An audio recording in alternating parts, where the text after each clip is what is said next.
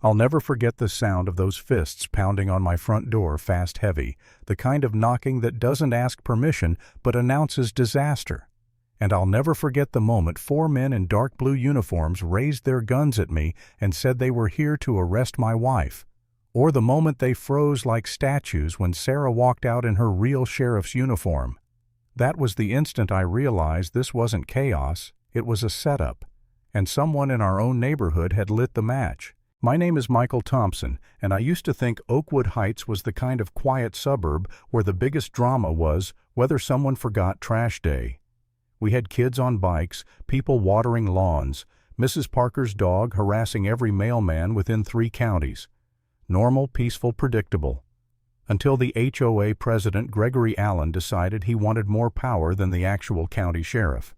Until he decided my family needed to be handled. But let me back up a bit because everything exploded long before the guns showed up. For years, Gregory had run the HOA like a private kingdom. He was the kind of guy who wore golf shirts tucked so tight you could see the outline of his insecurities. Clipboard always in hand, rules always on his tongue, eyes always scanning for violations. Too tall grass, mailbox paint slightly faded, a flagpole that leaned an inch to the left. He fined people like he was getting paid per signature. Maybe he was. Who knows? Sarah never took him seriously. She wasn't rude, just direct firm. She followed the actual laws, not Gregory's laws written in 10-point font on page 49 of the HOA handbook. And to Gregory, a woman in uniform who didn't bow to his clipboard was a threat. For months he'd been sending us notices that looked more like ultimatums escalating warnings about petty nonsense he magically decided were urgent compliance issues. I ignored them at first. Then I started tossing them straight into the trash. But apparently Gregory didn't like being ignored. Then came that morning. It was barely past 9 a.m. when the pounding started. Sharp, violent. I thought maybe something happened down the street, an accident, a fire I didn't know. I opened the door and found 4 men standing shoulder to shoulder in police-style uniforms, guns already raised. No badges, no name tags, no explanation. Just cold metal pointed at my chest, and a command. Open the door. Mr. Thompson, your wife is under arrest. For a second I heard nothing but the rush of blood in my ears. I'm not a small guy, but that many guns does something to your nerves, something primal. I told them they had the wrong house, wrong person, wrong everything. The leader stared back through dark sunglasses and repeated the order like a robot. And suddenly, every instinct inside me screamed that something was horribly, wildly off. Behind me I heard soft footsteps. Sarah's voice calm, steady. "Michael, what's going on?" I turned just enough and said, "They say they're here for you." When she stepped out onto the porch, she wasn't in pajamas. She wasn't confused. She wasn't scared.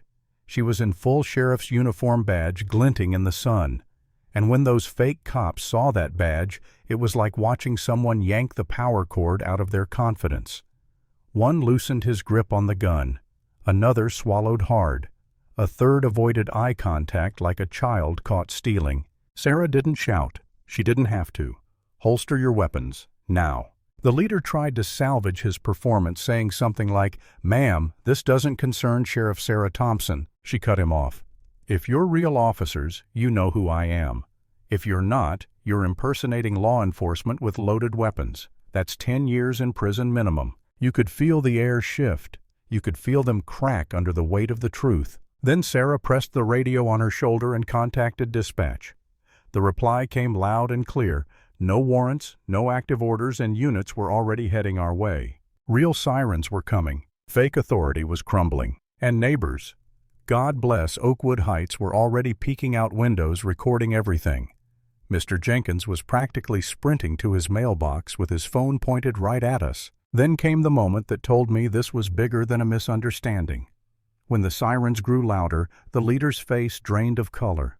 He glanced left-right like he was looking for a non-existent escape hatch. Sarah warned them again, drop the weapons or deal with the DA. And honestly, I thought they might actually shoot out of panic.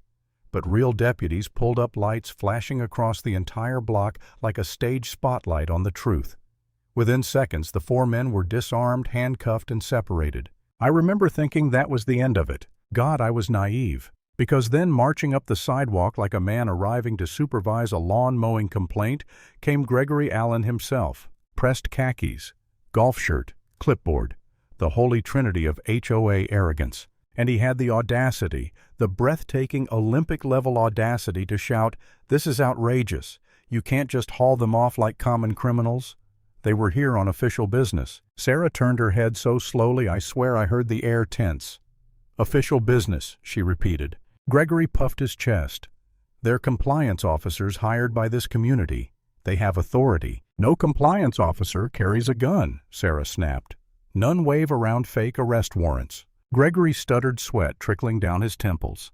And right when he tried to spew another excuse, a deputy walked over holding a piece of paper. "We found this in one of their jackets," he said. Sarah unfolded it and my stomach dropped. A fake detention order, forged judge's signature, county letterhead printed off Google Images, and at the bottom, prepared by Community Compliance Division, next to an HOA-style logo. It was the HOA. It was Gregory. He'd sent armed impersonators to our house. My wife, an actual sheriff, targeted by the man who fined people for having the wrong kind of mailbox. And right then, something inside me cracked.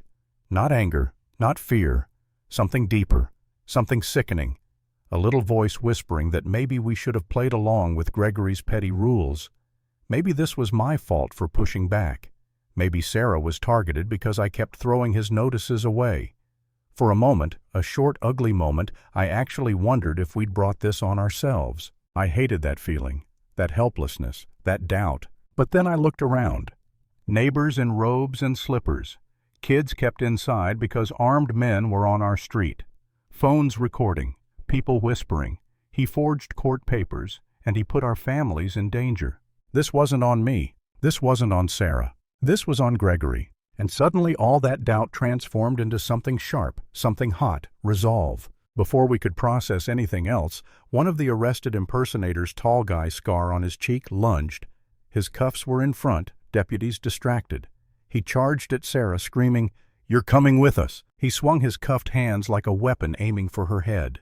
Time slowed. Sarah moved, and in one fluid, terrifyingly fast motion, she grabbed his arm, twisted, and dropped him to the porch with a crack so loud it echoed across the street. Phones clicked. People gasped. Even the mailman froze mid-step 2 houses down. Seeing that man writhing while Sarah kneeled over him saying, "Add attempted assault on a sheriff to the list," was the moment the whole neighborhood realized we hadn't been dealing with rule enforcement. We'd been dealing with organized intimidation. It was planned, funded, deliberate. And Gregory, standing there pale and shaking, was at the center of it. That evening, the HOA emergency meeting was packed like a courtroom during a scandal trial. People shouted before the meeting even started. Gregory tried opening with, "Let's keep order," but no one was listening. Then Sarah took the floor. She held up the fake warrant inside an evidence bag. The room fell completely silent except for the hum of the projector behind her. She laid it all out. The forged paperwork, the fake cops, the guns, the videos captured that morning. She explained exactly how Gregory authorized payments to some shady private enforcement company across state lines, how he signed the checks, how he pushed for aggressive compliance measures under his own authority. Gregory tried to intervene, but someone in the back yelled, "You put our kids in danger," and that was it. The room erupted. When the projector played the footage, those men pointing guns at me, at my home, at Sarah. People gasped, cursed, shouted. Then from the front row, quiet little Mrs. Parker stood up and raised her hand like she was ordering at a restaurant. I moved to remove Gregory Allen as HOA president, effective immediately. The room exploded, hands shot up, people cheered, phones filmed every second. Sarah called for a vote, and not a single hand rose against removal. Gregory sank into his chair, clipboard slipping from his hand and hitting the floor with a hollow clatter. He was done. But the fallout was only beginning. The next morning, our street looked like a media zone. News vans, reporters, helicopters, headlines blasting across national news. Federal agents raided the enforcement company Gregory hired, executives led out in handcuffs, HOA invoices seized. By the end of the week, Gregory himself was arrested. Fraud, conspiracy, reckless endangerment, misuse of funds, the whole package. You'd think that would feel like victory. But that night, sitting on our porch, Sarah exhaled slowly and said, "Gregory was a symptom. Someone funded this network, protected it, encouraged it. You don't build operations like this without real money behind it." I asked, "So what happens now?" She didn't look away from the sky when she answered, "Now we wait for the next wave, and when it comes, we'll be ready." And in that quiet moment, I understood something chilling. The fall of Gregory Allen wasn't the end of the story. It was only the moment the real enemy realized we weren't afraid. And the lesson: never underestimate how far the wrong person will go for power and how far the right people must go to stop them.